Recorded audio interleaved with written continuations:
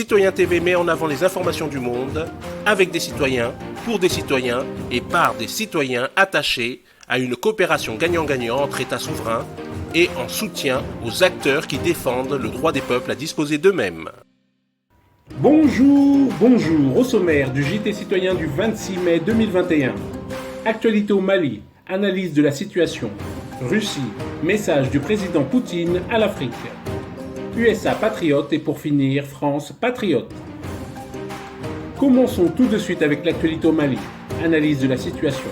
C'est pas Paris contraint vers la sortie par la poussée nationaliste. C'est notre grande interrogation de ce mercredi 26 mai de l'an de grâce 2021.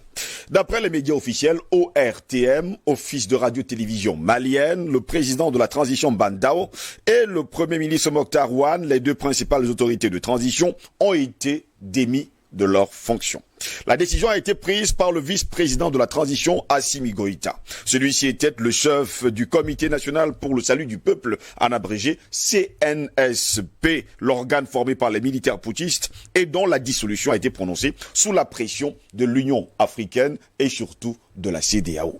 Le président Bandao et le premier ministre Mokhtar Ouane ont passé la nuit donc aux mains des militaires qui, le lundi 24 mai 2021, les ont fait conduire de force au camp de Kati, au lieu de l'appareil de défense à quelques kilomètres de Bamako. Le vice-président de la transition, le colonel Assimi Goïta, a indiqué que les deux responsables du gouvernement avaient été arrêtés pour préserver le Mali et les intérêts du peuple. Il a aussi indiqué que le calendrier électoral serait suivi comme prévu en 2022.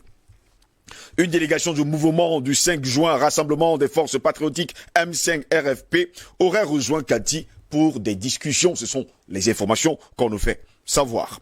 Les deux responsables du gouvernement de transition ont été interpellés après avoir formé un nouveau gouvernement à la suite de la démission du précédent au bout de quelques mois d'exercice seulement. La composition du gouvernement communiquée lundi a, semble-t-il, provoqué la colère des militaires auteurs du coup d'État qui avaient renversé le président élu Ibrahim Boubacar Keïta. C'était le 18 août dernier. On parle bien sûr du 18 août 2020. Pendant ce temps, comme s'ils étaient le centre du monde et sachant qu'ils ne contrôlent plus rien du côté du Mali, la mission des Nations Unies au Mali, MINUSMA, la communauté des États ouest-africains, l'Union africaine, la France, les États-Unis, le Royaume-Uni, l'Allemagne et l'Union européenne ont condamné fermement la tentative de coup de force. De qui se moque-t-on?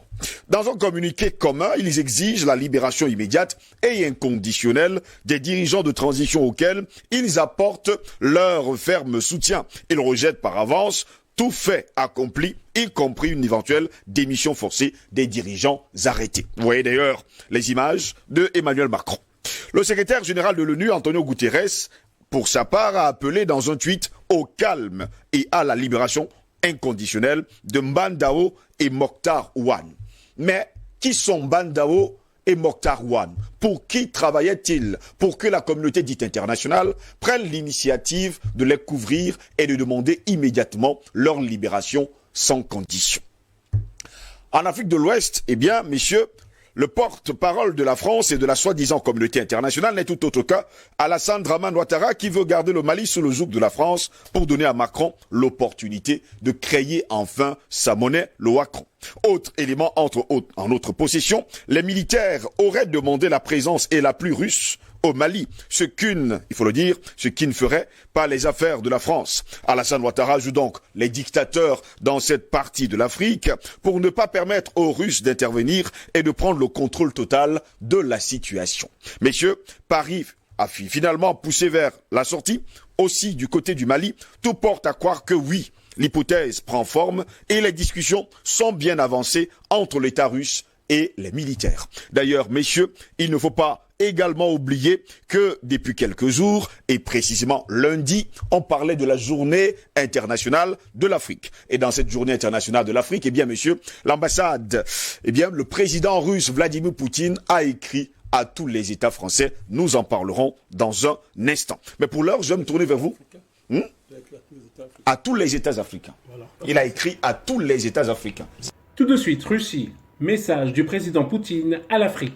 Moi, s'il vous plaît, de lire d'ailleurs la lettre du président russe Vladimir Poutine à tous les présidents africains. C'était lors de la journée de l'Afrique, c'était lundi. Lundi, c'était il y a encore 48 heures.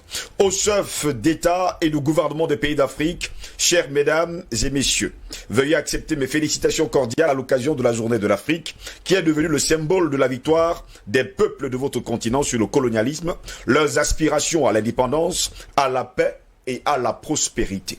Les États africains ont obtenu un grand succès dans les domaines économiques et sociaux. Ils jouent un rôle croissant dans le règlement des questions d'actualité sur l'agenda international.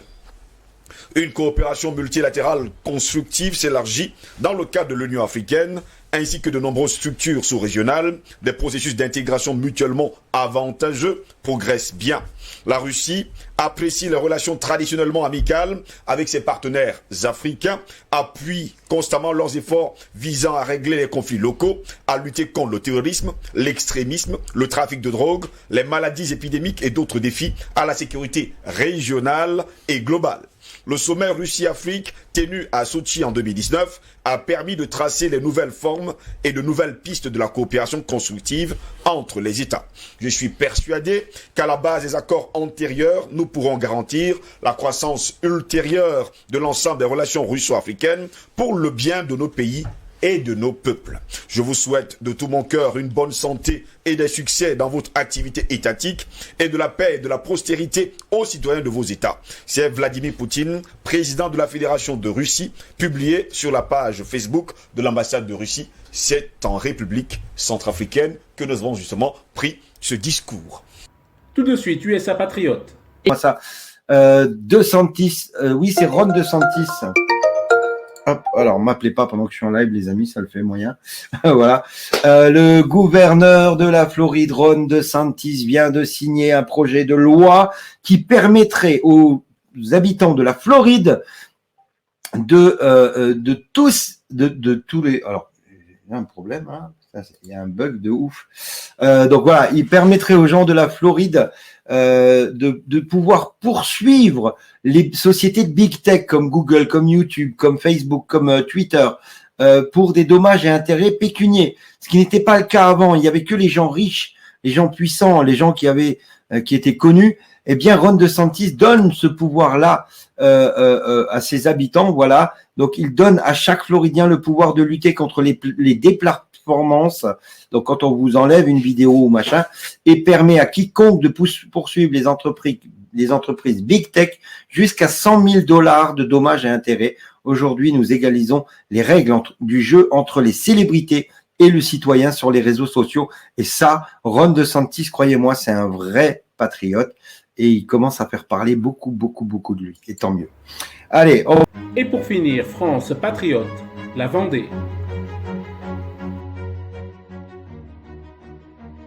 Bienvenue en Vendée, Hervé. C'est un plaisir de t'accueillir ici, au cœur du Marais vendéen. C'est vraiment typiquement la bourrine vendéenne. C'est la maison de nos hôtes aujourd'hui. On va pouvoir déjeuner ensemble et parler de l'avenir de la Vendée, surtout du projet des Pays de la Loire. Sur quoi penses-tu qu'il faudrait mettre l'accent ?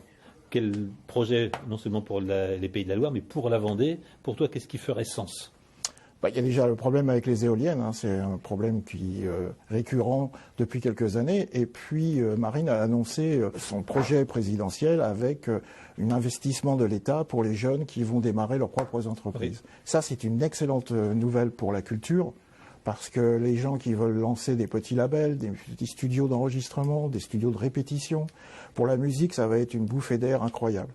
Et c'est vraiment pour moi, qui ai travaillé pendant longtemps dans la musique et les jeux vidéo, c'est absolument parfait pour la jeunesse, qui est tellement créative et qui va pouvoir vraiment s'exprimer avec ce projet. Tu as une carrière dans la musique, tu as une carrière dans une musique qui pourrait surprendre puisque c'est le hard rock. Oui. Tu as côtoyé les plus grands groupes de métal, tu as côtoyé les groupes qui s'illustrent dans la Hellfest de notre région. Et je tiens à le souligner parce que tu as passé, je crois, 20 ans aux États-Unis. Celui qui conduit la liste dans la Sarthe, Raymond de Malherbe, a passé pratiquement toute sa carrière à la tête d'entreprise en Asie du Sud-Est. Il a d'ailleurs été le représentant des Français de l'étranger. Il a travaillé pour des marques de luxe. Et c'est un point que je tiens à souligner dans ce lieu d'enracinement qu'est le Marais vendéen. plus on est très sûr de ses racines, plus on est très sûr d'où on vient, plus on peut se projeter dans le monde. C'est pas un hasard dans notre histoire de France. Si ceux qui sont allés partout dans le monde, ce sont les Bretons, ce sont les Basques, ce sont les Corses, ils sont à la fois très sûrs de leur identité, très sûrs d'où ils partent, et ils ont pu aller de Terre-Neuve à Madagascar et du Vietnam aux îles Kerguelen. Ils étaient très sûrs d'où ils venaient, ils étaient très sûrs d'où ils allaient finir leur vie. Ça leur a permis de s'ouvrir le monde.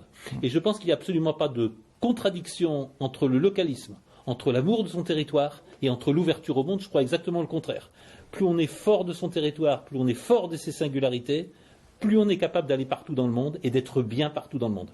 Tu en es un exemple. Raymond en est un autre exemple. Je pense qu'Éric, qui nous accueille aujourd'hui, est aussi un exemple de quelqu'un qui a vu le monde, qui a fait des images du monde, qui a vu des lieux magiques dans le monde.